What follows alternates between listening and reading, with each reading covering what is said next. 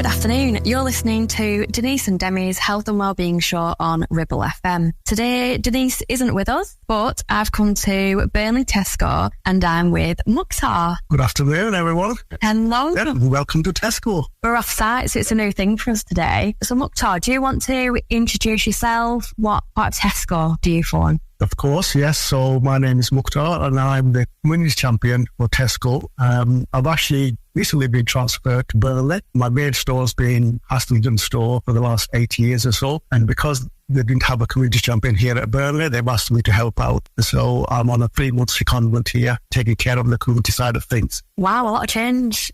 8 years. 8 years, yes, absolutely. A long time, isn't it? It's a long time. I haven't been doing community work all that time while I've been there. It's been since last couple of years, I would say. Yeah. That I've been, taken over the role as a community champion. And how have you found it? Have you found your feet with it? Absolutely. At Haslingden, it was absolutely tremendous. The community spirit are absolutely blown away. And this is what actually got me into the community stuff in the first place, because I started helping out my colleague. It's a lovely lady called Angela. She was doing the community work there, but she had a load of other stuff going on at the same time. So I was introduced into the community side of things just to help out, wherever it was needed. Yeah. And that's how I developed my passion for the community, because I saw what we can do. And for me, it was a case of like, it's time to give something back to the community. And at the same time, I was getting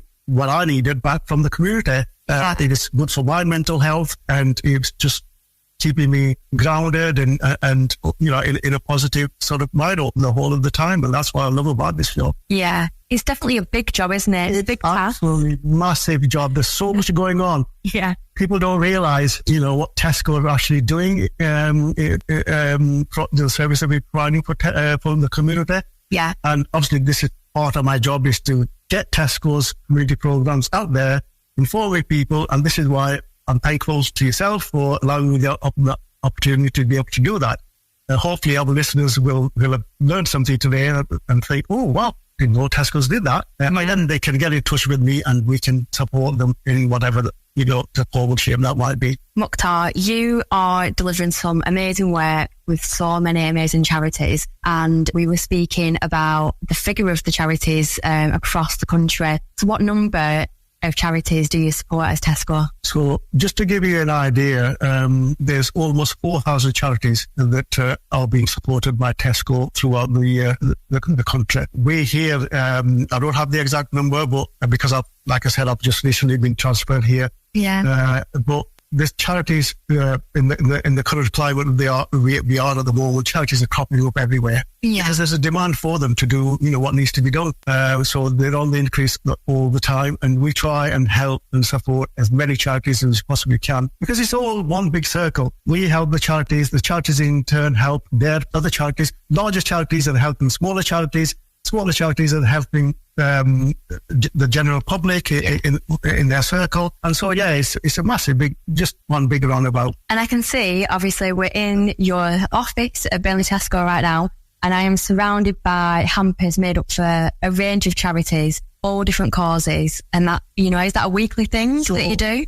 So yes, we are in our community room. So basically this room was set up, again, is Tesco's way of giving something back to the community. And we are actually going to be relaunching this community room, because it's been shut down since the start of the pandemic. Never really got reopened again. So I'm actually going to be hosting a community event, which I'll talk about that a little bit later. Yeah. Where we've invited the Burnley Mayor and the Mayoress to come in and officially open this room. Wow. Yes, so that's an exciting plan. That's happening later on in October. So it'll be relaunched and become available for any community room groups who want to utilise a safe space. Fantastic. And we'll pick that up after the break. Lovely. Welcome back. You're listening to Denise and Demi's Health and Wellbeing Show with Ribble FM. And I am with Mukhtar at Tesco Burnley right now. And we were just talking about the Tesco Community Showcase Day happening on Saturday, the 21st of October. And who's your VIPs for this event? So we've got a whole, we're obviously hosting this pop-up community event, and we've got loads of local charities and groups coming in. Some of them have confirmed, others haven't, are still thinking about it, but there will be, it's a massive get-together for local communities. Basically, the reason, let me explain how this came about. Obviously, as I said, I've recently been transferred to Burnley, and I don't actually know a lot of charity groups around here. So for me, the best way I thought was to let's have them all in. Let's invite them here so I can get to know who they are, to speed things up a bit. And this is what this is all about. So I've literally Googled and been on Facebook, finding people, local charities that I know that we can support and help. And get the word to them. That's great. So basically, a shout out to any community charities, community groups, food banks. All of you is who we're looking for, isn't it? We want you to come along to Tesco Burnley on Saturday, the 21st of October, between 10 and 4 p.m. Who have we got already signed up? Who's coming along, Mukhtar? So we've got a few organisations who've already confirmed that they're a participant. We've got yourselves. Yes, we've got yourselves. We've got Jenny it's like the hospital. Jenny's coming in. So we've got the mountain rescue. In fact, we've invited the police, the fire services, and a few other emergency services, mountain rescue being one of them. We've got Pendle Dogs. It's a charity organisation based in Combe. For the help of they're basically helping pets in need, abandoned pets and what have you. We've got Team Rise. We've got Pendle Hospice coming in. We've got Foster Care Line. We've got the Lifeboat, the Rotary Club. So all local charities. We've got the Healthier Heroes. Most of these are based in and around Burnley area. So if you are an organisation, or you're a group, you're a charity group who would like to participate in that event, please get in touch with me and we'll reserve a space for you. It looks like it's going to be an amazing day, and it's getting these charities together because I can tell how passionate you are, and it's because these are the people that support our loved ones, aren't they? They're our friends, our family members, our neighbours, our colleagues. It's everyone that we meet day to day that are able now to get different areas of support, whatever the resource is, whatever the need for each of these charities. Absolutely. And it's fantastic that we've got so much support in our area. So you're doing such an amazing job. Thank you so much, because obviously, one thing I forgot to add, there will be some entertainment. We're providing a safe space for children to play around in, and I'm hoping to get some sort of entertainment for children. It might be a magician, it might be I know people, they have exotic pets, that they'd like to bring in, and children can play with them, we've got Star Wars, Mandalorian coming in, very popular, always very popular, especially with children. Well, actually, not with just children, some adults. There will be photo opportunity, obviously, can you imagine, with Mandalorian from Star Wars? Yes, so it works absolutely amazing. And of course, all these groups will have an opportunity to interact with other groups, network with them, develop contacts, socialize with them. And this is how the idea is to bring everyone together and to celebrate all the wonderful work that's going on. Good afternoon. You're listening to Denise and Demi's Health and Wellbeing Show on Ribble FM. We're with you until 2 p.m. and I'm at Burnley Tesco with Mukhtar, who's the community champion here.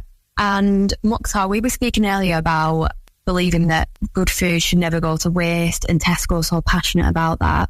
What do you do to ensure that doesn't happen? So Tesco's have a community food connection program, where basically we use we are in partnership with FareShare and Trustful Trust. They are very large distribution organizations. They are basically linked with other charities. They collect surplus food from Tesco and then distribute it to the other charities, who in turn distribute it to wherever it's needed, or they can turn it into meals and feed people who need it. the way that works basically is at the end of the day, anything that's got today's date on, you take it off the shelves. And we inform our partner charity groups like Fair Share via text message that we've got so much of surplus food. They then message the charities that they have under their banner, who then arrange with the store to come in to collect all that food, take it away free of charge to do, whatever, however they want to distribute it. There are times when our local charities, for whatever reason, can't come in and collect that one particular night, because, as I said, the surplus food is available for charities to come and collect every single night of the week, throughout the year.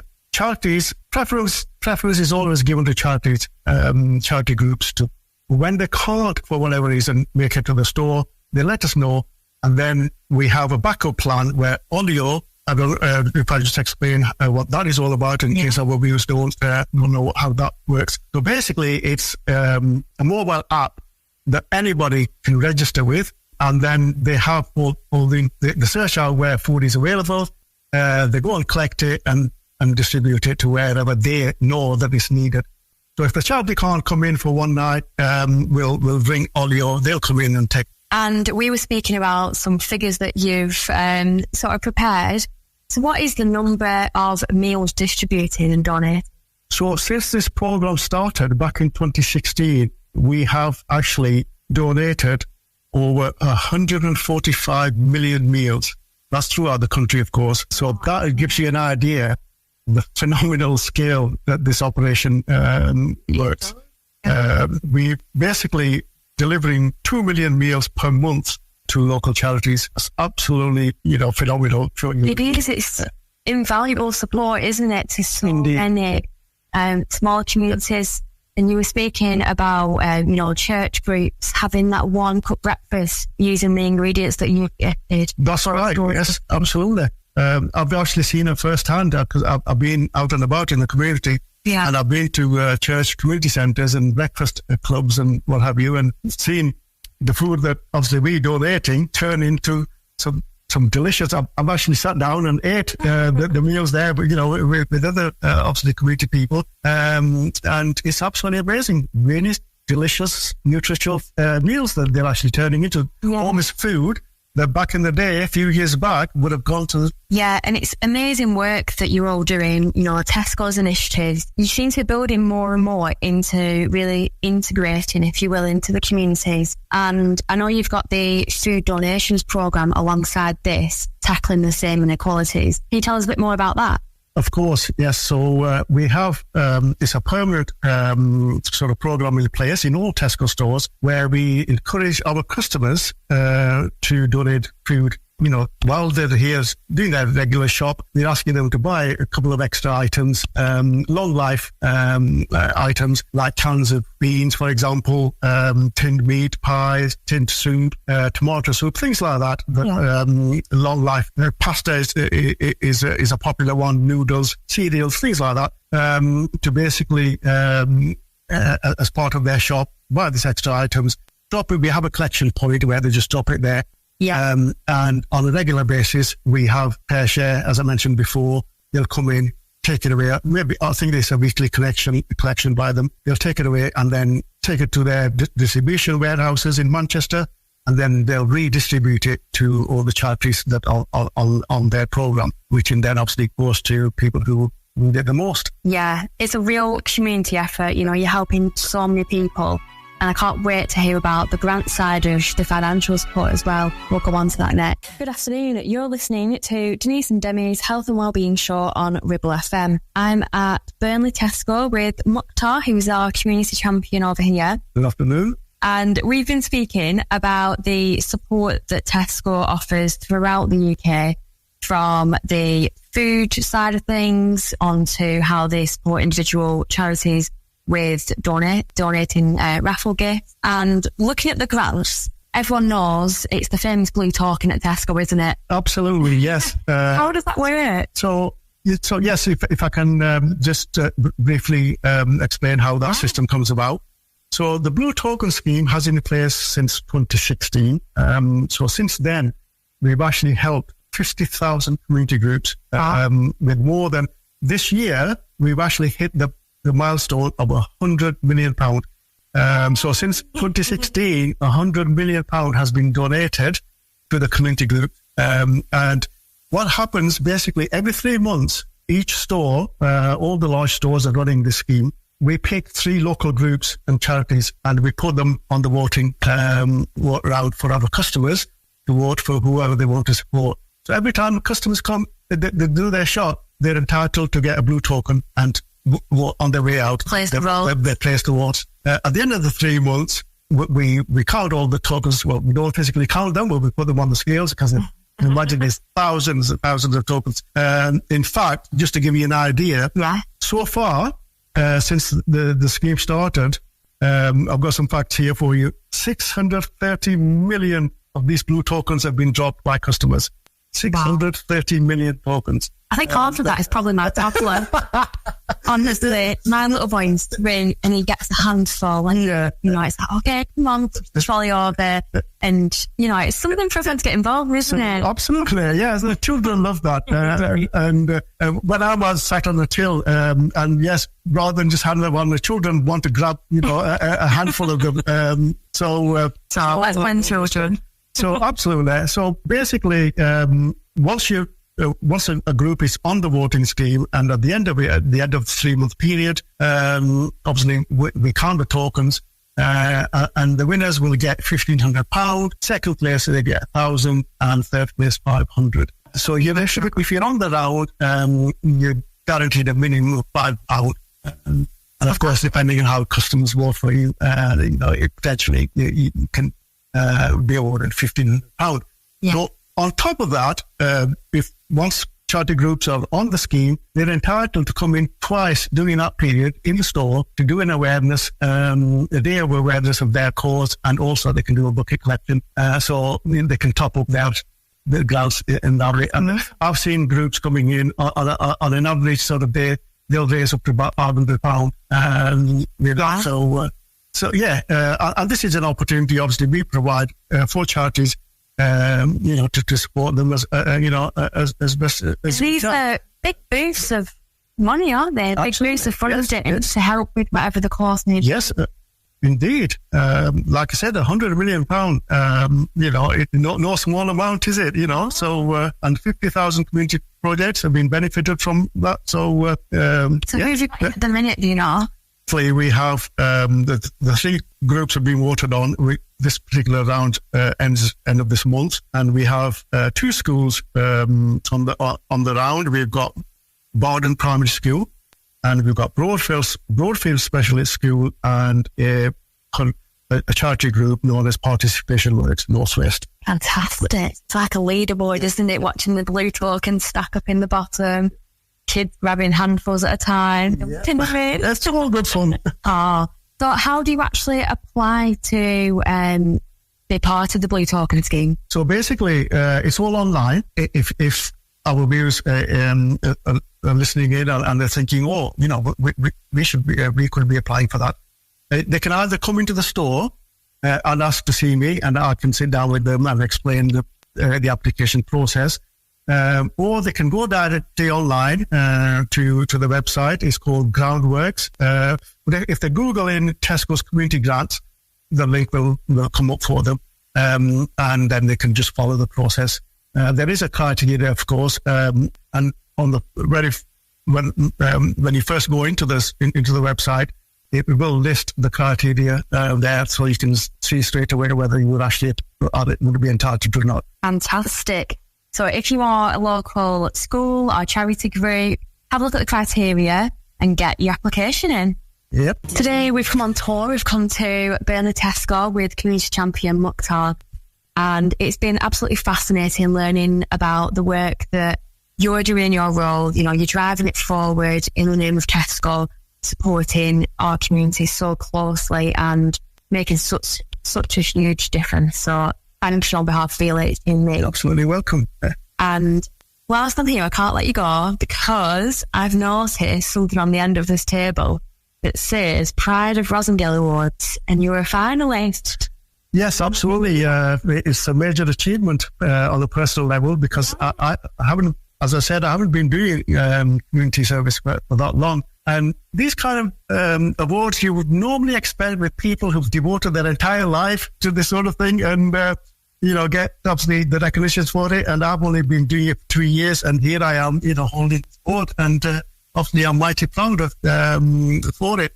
So basically, Rosendale Hospice, every year they have this award system where they invite people from the communities to nominate their heroes, if you like. Yeah. The silent heroes, they call them, and to recognise, the work they're doing in the community. And like I said, I still can't believe it to this day that I actually got nominated and shortlisted and made it to the finalists. So I'm mighty proud of myself. Well, there you go.